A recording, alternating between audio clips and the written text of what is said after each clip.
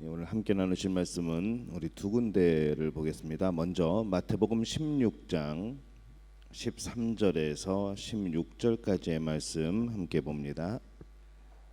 마태복음 16장 13절에서 16절까지의 말씀.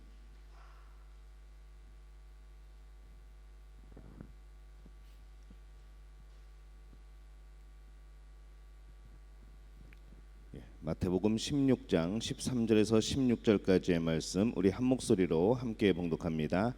예수께서 빌립보 가이사랴 지방에 이르러 제자들에게 물어 이르시되 사람들이 인자를 누구라 하느냐 이르되 더러는 세례 요한 더러는 엘리야 어떤 이는 예레미야 선지자 중에 하나라 하나이다. 이르시되 너희는 나를 누구라 하느냐 시몬 베드로가 대답하여 이르되 주는 그리스도시요 살아계신 하나님의 아들이시니이다. 아멘. 우리 한 군데 더 보겠습니다. 신약성경 에베소서 1장 3절에서 5절까지의 말씀입니다.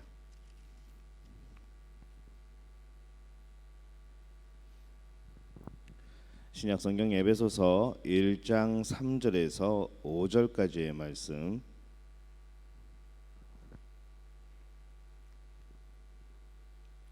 우리 한 목소리로 함께 봉독합니다. 찬송하리로다. 하나님 곧 우리 주 예수 그리스도의 아버지께서 그리스도 안에서 하늘에 속한 모든 신령한 복을 우리에게 주시되 곧 창세전에 그리스도 안에서 우리를 택하사 우리로 사랑 안에서 그 앞에 거룩하고 흠이 없게 하시려고 그 기쁘신 뜻대로 우리를 예정하사 예수 그리스도로 말미암아 자기의 아들들이 되게 하셨으니. 아멘. 할렐루야. 하나님의 은혜가 여러분과 함께할 줄로 믿습니다. 이번 주부터는 우리 수요일에 이렇게 고백하라라는 제목을 가지고 함께 말씀을 나눕니다. 무엇을 고백하는 걸까요? 우리의 신앙을 고백하는 겁니다. 그래서 우리들이 사도신경을 계속해서 예배 때마다 암송을 하고 고백을 하는데 과연 그 내용이 과연 무엇인가? 우리가 내용을 모르고 이 사도신경을 외우고 또 암송을 하다 보면은 그냥 아무런 의미 없이 그냥 주문처럼 되어버리는 경우들이 참 많이 있습니다. 그렇기 때문에 우리가 계속해서 이 사도신경을 살펴봄으로 인하여서 우리들이 과연 믿는 것이 무엇인지 또 우리가 어떤 고백을 해야 되는 것인지 이것에 대해서 우리가 함께 말씀을 나눠보려고 합니다. 이 기독교를 대표하는 세 가지의 표준이 있습니다. 먼저 기독교에서 중요한 3대 표준은 십계명이고 그리고 주기도문이고 사도신경입니다. 이 세 가지를 앞으로 계속해서 시리즈로 할 것인데 이 십계명은 성도들의 생활의 기준이 되는 기독교 윤리의 그런 기본이 되지요. 또 이 주기도문은 예수님이 가르쳐 주신 기도입니다. 모든 그리스도인들이 어떻게 기도해야 되는가라고 하게 될 때에 이렇게 기도하라라고 예수님이 가르쳐 주신 겁니다. 그리고 이 사도신경은 어떻게 믿는 것이 가장 잘 믿는 것인가, 그것에 대한 기본적인 원리이죠. 그래서 기독교의 믿음의 원리를 이 사도신경에서 우리는 이해할 수 있고 또 주기도문을 통해서 우리가 알 수 있고 또 십계명을 통해서 어떻게 살아가야 되는가를 우리가 알 수 있게 됩니다. 먼저 이 사도신경 그러면은 사도라는 말이 나오죠. 이 사도가 무엇인가 하면은 보냄을 받았다라는 그런 뜻입니다. 이 사도들이 사도가 되는 자격이 있습니다. 바로 예수님 당시의 사람이어야 되고 또 예수님의 생애와 죽음과 부활을 직접 경험한 사람, 본 사람이어야 됩니다. 그리고 예수님의 부름을 받고 제자로서 훈련을 받은 사람, 또 성령 충만한 사람, 이 조건을 갖추어야지 이제 사도가 되는 것이죠. 또 이 사도들이 했던 일이 있습니다. 성경을 기록하고 복음을 전파하고 교회의 설립의 기초가 된 사람들이 바로 이 사도입니다. 근데 가끔 이제 그런 경우도 있습니다. 요즘에 보면은 사도 누구 그리고 자기를 소개하는 사람들이 있는데 저는 엄밀한 의미에서 보면은 이 사도는 예수님의 제자 또 성경에 나오는 그 사도로서 끝난 겁니다. 그때 끝난 것이고 더 이상 이제 사도는 필요치가 않습니다.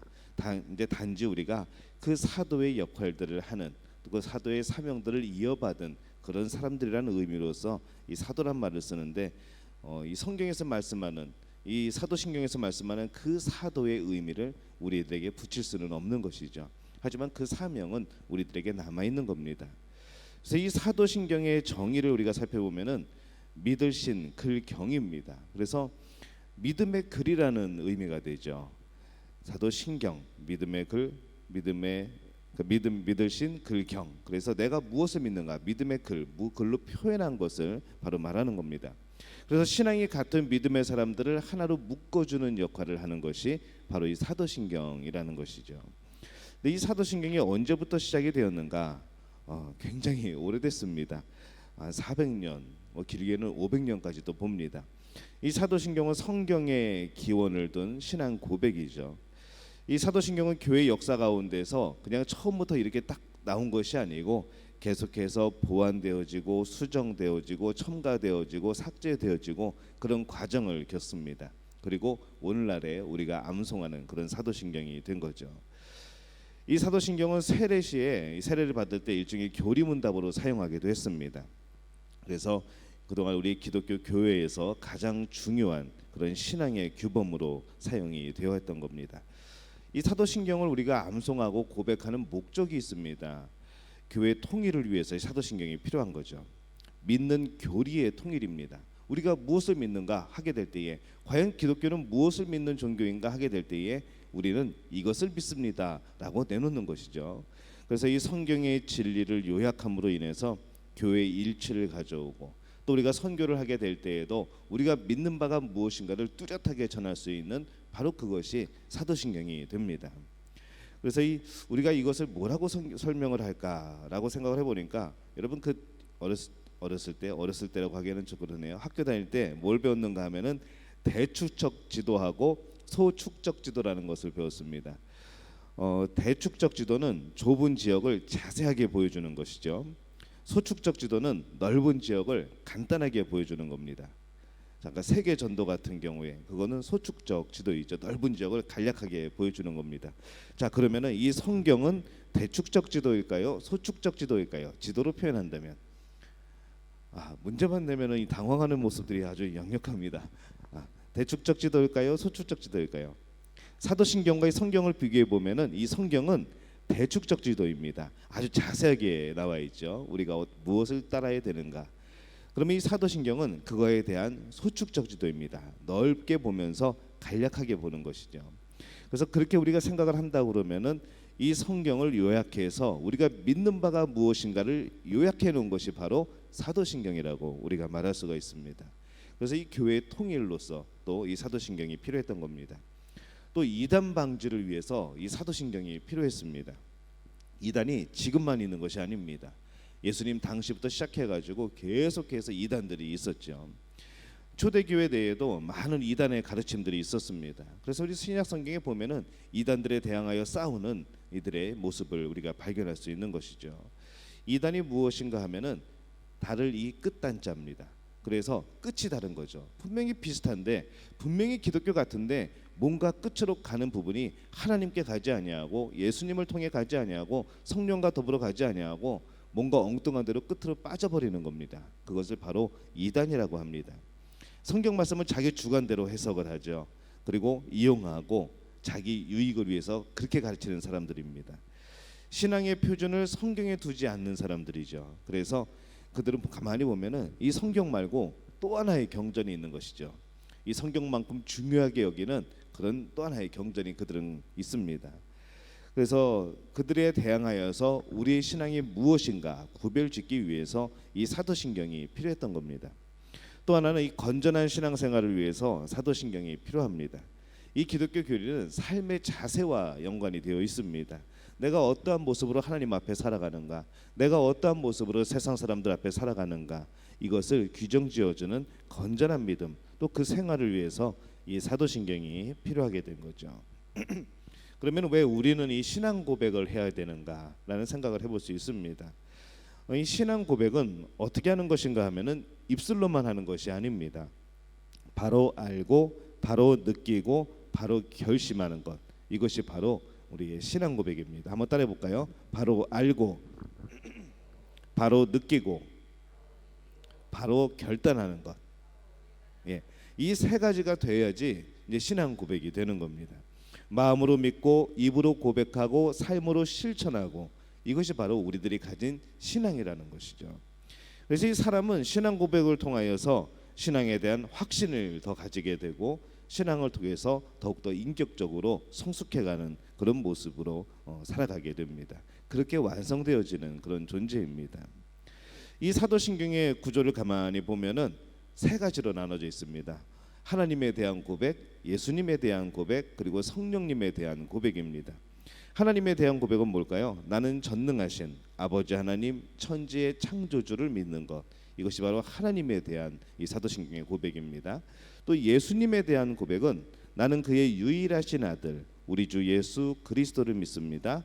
그는 성령으로 잉태되어서 동정녀 마리아에게서 나신 것, 또 본디오 빌라도에게 고난을 받아서 십자가에 못 박혀 죽으신 것, 또 장사된 지 사흘 만에 죽은 자 가운데서 다시 살아나신 것, 하늘에 오르시어서 전능하신 아버지 하나님 우편에 앉아 계시다가 거기로부터 산자와 죽은 자를 심판하러 오시는 것, 여기까지가 예수님에 대한 고백입니다.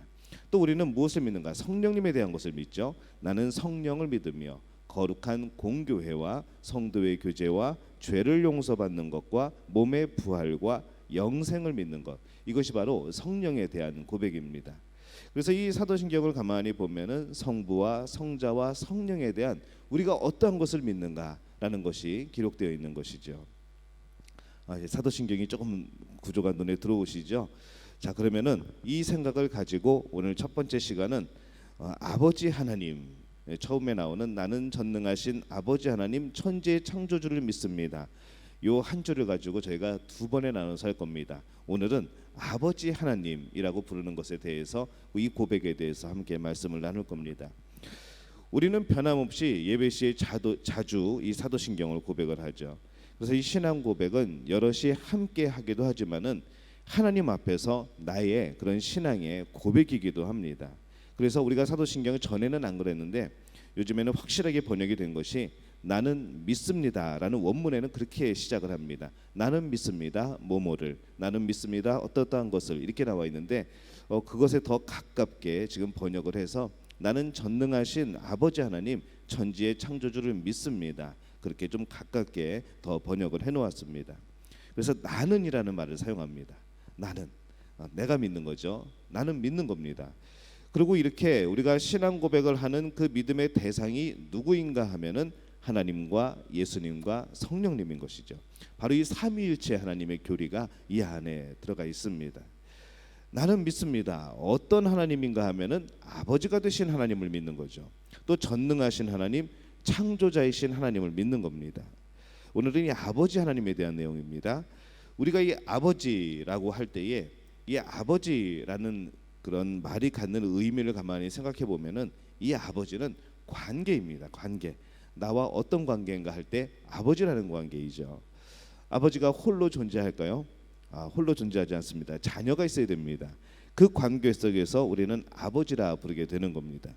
그래서 아버지 하나님이라는 말은 관계를 나타내는 말인데 하나님과 우리와의 관계, 아버지가 한 분이시죠. 자녀는 여러 명일 수 있습니다.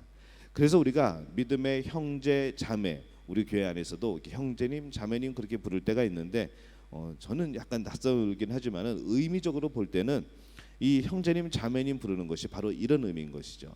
우리가 한 하나님을 모시고 아버지 하나님을 모시고 그 안에 살아가는 형제라는, 또 자매라는 그런 뜻입니다. 그래서 우리 형제 자매라고 그렇게 부르는 겁니다. 한 분 하나님을 아버지로 모시고 우리가 하나님 아버지의 자녀이기 때문에 서로를 형제 자매라고 그렇게 생각하고 품고 그렇게 섬기면서 살아가는 것이죠. 자, 이것도 이제 방해를 받는 것이 아버지와의 관계가 어떠한가, 우리 육체의 아버지와의 관계가 나와의 관계가 어떠한가, 이것이 바로 이 신앙 고백에도 영향을 좀 끼치게 됩니다. 또 우리 형제 자매가 어떤 모습으로 살아가고 있는가, 바로 이 모습도 바로 이 개념에 대해서 영향을 끼치게 되는 것이죠. 맨날 형제 자매가 싸우는 그런 곳에서 그렇게 경험을 한 사람들은 이 형제 자매 그러면은 벌써 안 좋은 그런 감정부터 생깁니다. 아버지와의 그런 온전한 관계가 맺어지지 않은 그런 가정에서는 하나님 아버지 그러면은 이상하게 그 아버지도 굉장히 무서울 것 같고 그 아버지도 굉장히 비합리적일 것 같고 막 그런 느낌들이 드는 것이죠. 이것은 우리가 앞으로 살아가면서 하나님 안에서 해결되고 또 치유되어야 될 그런 문제들입니다. 아버지 하나님이라고 부를 때에 우리가 하나님의 형상대로 지음을 받았다는 것, 바로 그 내용이 그 안에 포함되어 있습니다.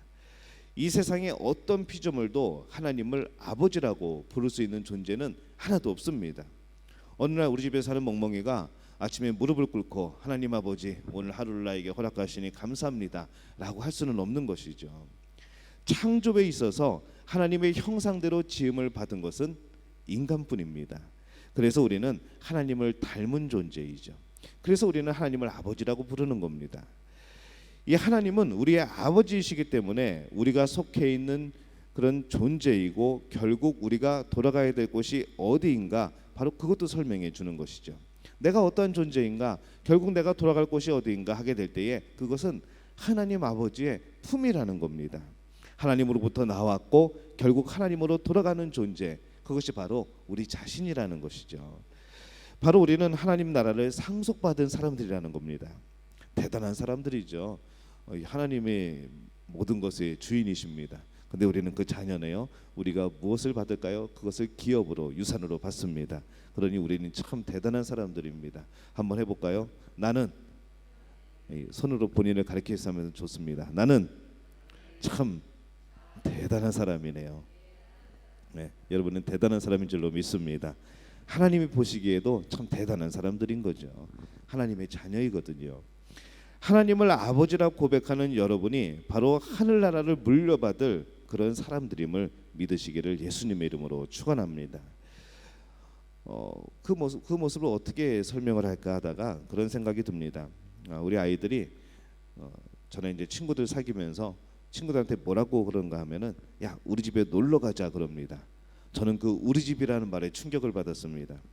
그 아이가 우리 딸이 저희 집을 들어올 때에 거기에 월세를 보탠다던가 아니면 전세 중에 일부를 낸다던가 그 집을 할 때 어떤 지분을 가지고 아버지 이만큼 제가 30%는 제가 내겠습니다 한다던가 그렇게 했으면 이해를 하겠는데 10원도 한 푼도 안 보탰는데 그 아이들은 우리 집을 향해서 자기 집이라고 우리 집이라고 부릅니다. 그렇게 우리가 보게 될 때에 어떤 그런 담대함이 생기는가, 바로 그것은 아버지의 것을 상속받는다는 그런 개념들이 그 안에 있는 것이죠. 자동차 안에서 이거 우리 차야라고 말을 합니다. 그 차 살 때 아이들은 뭐 하나도 안 보탰습니다. 근데 우리 차라고 말을 하는 거죠.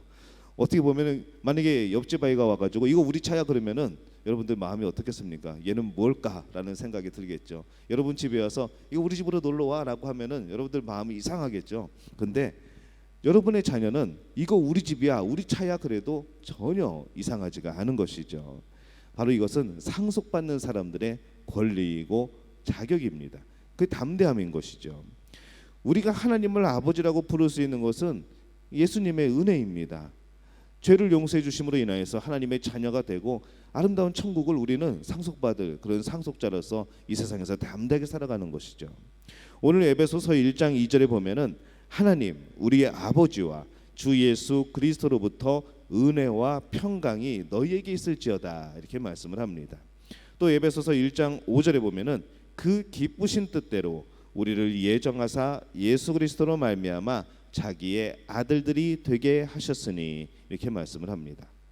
그래서 이제 아버지 하나님은 더 이상 홀로 존재하는 분이 아니고 우리와 함께 계시는 분임을 우리가 믿고 살아가야 되는 것이죠. 이 관계가 끊어지지 않는 겁니다. 아버지와 아들, 아버지와 딸의 관계, 아버지와 자녀의 관계가 예수님으로 인하여서 더 이상 끊어지지 않는 그런 관계가 되는 겁니다. 출애굽기 3장 6절과 15절에 보면은 하나님이 자신을 소개할 때 이렇게 소개를 합니다.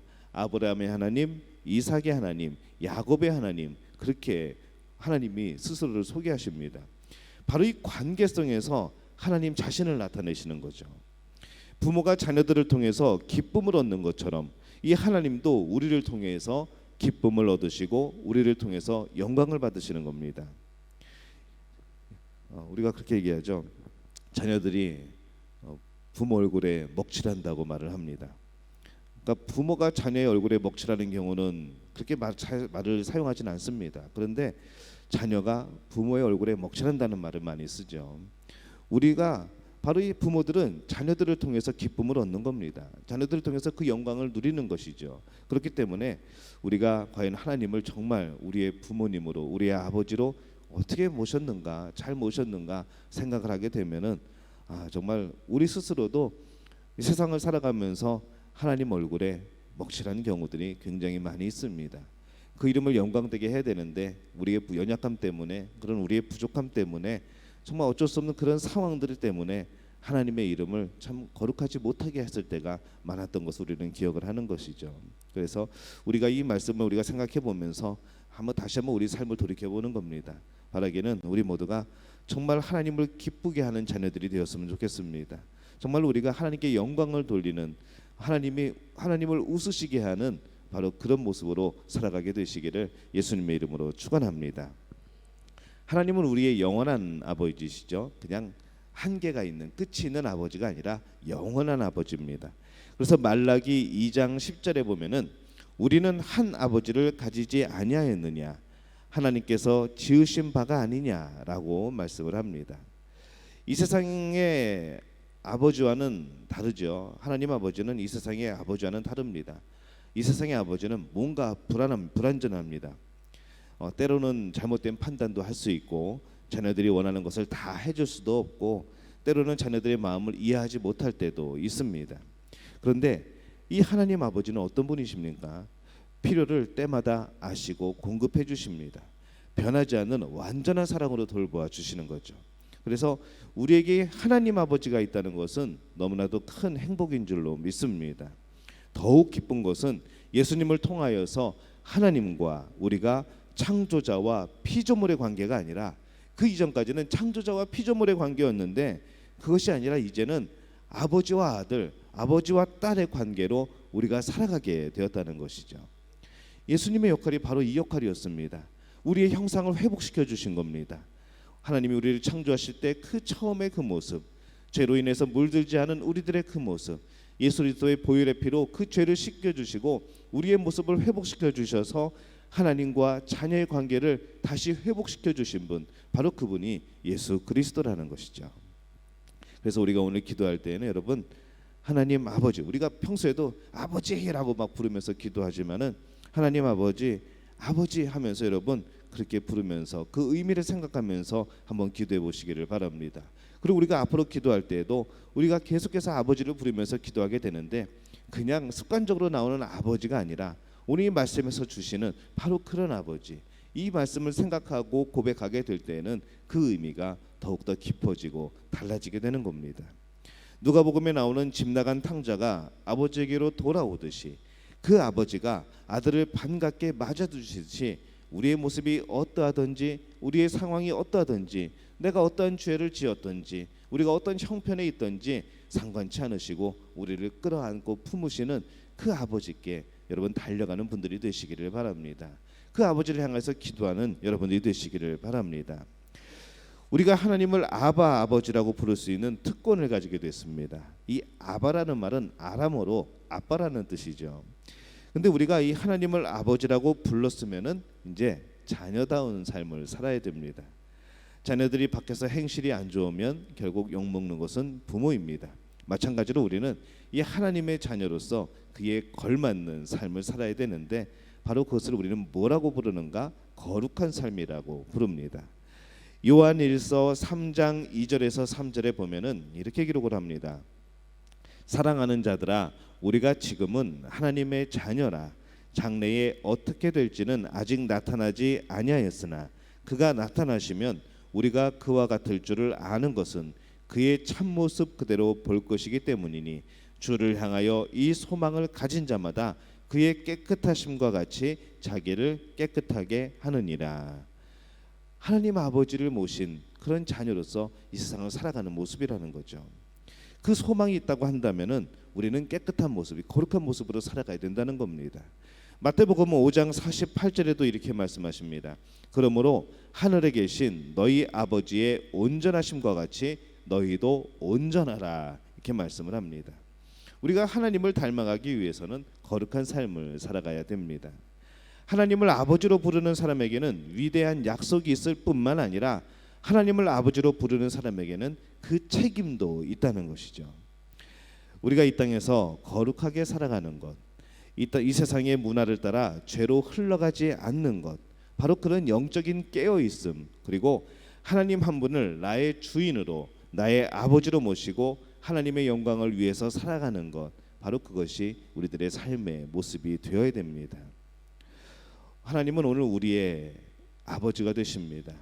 아버지가 되셔서 오늘 우리의 모든 필요, 또 우리의 형편, 간구를 채우고 계십니다. 하나님이 아셔서 우리를 챙겨주시는 것이 아니라 사랑하셔서 챙겨주시는 것이죠. 사랑하셔서 돌보시는 겁니다. 사랑하셔서 품어주시는 겁니다. 여러분, 그 하나님을 향하여서 정말로 그 사랑이 담긴 그 목소리로 아버지라고 한번 불러보시지 않겠습니까? 하나님이 분명히 채워주실 줄로 믿습니다. 이렇게 하다 보니까, 하나님을 아버지라고 부르다 보니까 어떤 분들은 하나님 어머니는 안 됩니까? 라고 말씀하시는 분도 있습니다. 더 나가서 하나님 형님은 안 될까요? 그런 분들도 있습니다. 하나님 어머니라는 것, 어떻게 의미적으로 생각하면은 하나님보다 더 따뜻하게 우리를 품으시는 분은 없죠. 어머니 같은 그런 따스함도, 그런 자상함도, 그런 섬세함도 하나님에게는 있습니다. 하지만 성경에서 하나님을 아버지라고 부른 것은 남자 여자 그런 가부장적인 그런 개념이 아니고 유업을 물려받을 바로 그런 개념에서 아버지, 대표자라는 의미에서 아버지라는 말을 쓰는 겁니다. 그렇기 때문에 하나님 아버지, 그래서 그러면 하나님 어머니는 어디 가셨습니까? 라고 어머니를 찾게 되면은 이단으로 이제 흘러가는 것이죠. 그러니까 어머니를 찾지 마시고 하나님 아버지, 그 하나님 아버지 대표자이시고 유일하신 한 분, 바로 이 세상 모든 것을 주관하시는 대표의 한 사람, 바로 그분을 하나님 아버지라고 부른다는 것을 여러분 기억하시기를 바랍니다. 누가 와가지고 하나님 어머니라고 말씀하시면은 당신은 누구시오? 라고 말씀하시기를 바랍니다. 여러분의 형제가 아닌 것이죠. 그래서 여러분, 이거 마음을 품고 정말 하나님이 가장 사랑하고 기뻐하는 것이 무엇일까 생각하게 될 때에 바로 부모가 누굴 제일 사랑할까요? 자녀들을 제일 사랑하죠. 자녀들이 아무리 속썩이고 아무리 곁길로 가고 아무리 엉뚱한 짓을 해도 정말 사랑스러운 것이 자녀입니다. 남의 자녀는 그렇게 사랑스럽지 않습니다. 솔직한 심정으로. 하지만은 내 자녀는 그렇게 사랑스러운 것이죠. 근데 우리가 그 하나님 안에서 우리가 그렇게 사랑을 받고 있는 겁니다. 우리 모두가 하나님의 자녀입니다. 하나님의 자녀, 바로 여러분들이 그 사랑을 받고 누리시는 줄로 믿습니다. 그렇기 때문에 여러분 어떨까요? 하나님의 사랑을, 아버지의 사랑을, 부모의 사랑을 받고 자란 아이들은 세상에 대해서도 당당합니다. 다른 사람을 사랑할 줄 아는 것이죠. 그래서 그런 것처럼 우리도 이 세상에 대하여서 당당하게 살아갈 수 있습니다. 내 신분에 대해서 자부심이 있는 것이죠. 우리 아빠가 누군 줄 알아? 하나님이셔 라고 말하는 겁니다. 여러분, 그런 자부심이 우리에게 있습니까? 그런 당당함이 우리에게 있습니까? 오늘 하루 우리가 살아가면서 아버지 하나님, 그 하나님을 고백하며 그 하나님을 부르며 살아가시기를 바랍니다. 그 하나님께서 여러분을 품으시고 보호하시고 채우시고 놀라운 역사를 이루어 주실 줄로 믿습니다. 우리가 그 믿음을 가지고 승리하는 여러분들 되시기를 예수님의 이름으로 축원합니다.